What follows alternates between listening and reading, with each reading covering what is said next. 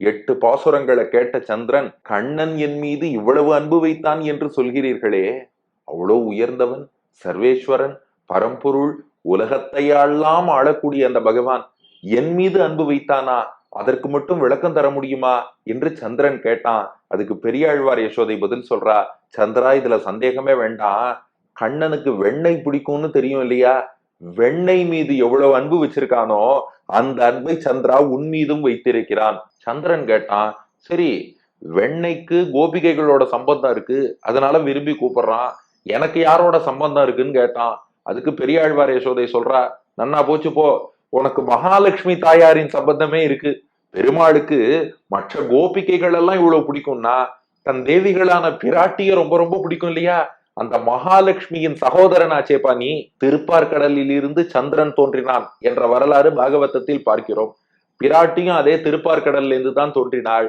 அப்போ அந்த லட்சுமியோடு சம்பந்தம் பெற்றவன் நீ, பிராட்டிக்கு சகோதரனாக இருக்கிறாய். அதனால தாயாருடைய அபிமானம் பெற்றதாலே உன்னை பகவானும் விரும்பி அழைக்கிறான்.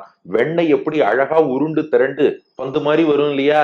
அந்த உருண்டு திரண்ட வெண்ணெய் பந்து போலத்தானே சந்திரா நீயும் வானத்தில் காட்சி அளிக்கிறாய். உன்னையும் ஒரு வெண்ணெய் பந்தாக நினைத்துத்தான் வா வா என்று அழைக்கிறான். அதனால சந்திரா உன் மீது மட்டும் இல்ல, வெண்ணெய் மீது மட்டும் இல்ல, நமக்கு ஒரு பக்தரின் சம்பந்தம் இருக்குன்னா அவ அத்தனை பேர் மீதும் பகவான் அத்தகைய அன்பை காட்டுவான். அவன் அன்போடு அழைக்கிறான். நீ வராம இருக்கலாமா அப்படின்னு கேட்டா பெரியாழ்வார் யசோதை.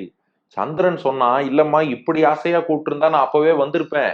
நீங்க தான் என்னமோ சங்கு சக்கரம் வச்சுட்டு இருப்பார், அடிப்பார், அப்படி இப்படி எல்லாம் சொல்லவும் தான் நான் கொஞ்சம் பயந்துட்டேன்னா. பெரியாழ்வார் யசோதை சொன்னா, பாரு நீ வரமாட்டேன்னு சொன்னாதான்ப்பா அதெல்லாம், வந்துட்டா வெண்ணைய போல உன்னை வச்சு அனுபவிப்பான். நீ வரமாட்டேன்னு சொன்னாதான் சக்கரத்தை ஆயுதமா மாத்திடுவார். கண்ணன் கூப்பிட்டா ஒழுங்கா நீ வந்தா அவனும் சிரிச்சுட்டு குட்டி குழந்தையா உன்னோட விளையாடுவான், நீயும் கண்ணனோட விளையாடலாம், வெண்ணெய் போல் உன்னை விரும்புவான். வரமாட்டேன்னுலாம் சொல்லிட்டேன்னா அப்படியே சக்கரத்தை தூக்கி அடிச்சிருவான். சந்திரன் பார்த்தான், அம்மா வேண்டாம் நான் வந்துடுறேன்னா, வானத்தில் இருந்த சந்திரன் ஜங்குன்னு கீழே குதித்து கண்ணனோடு விளையாடுவதற்காக ஓடி வந்து விட்டான்.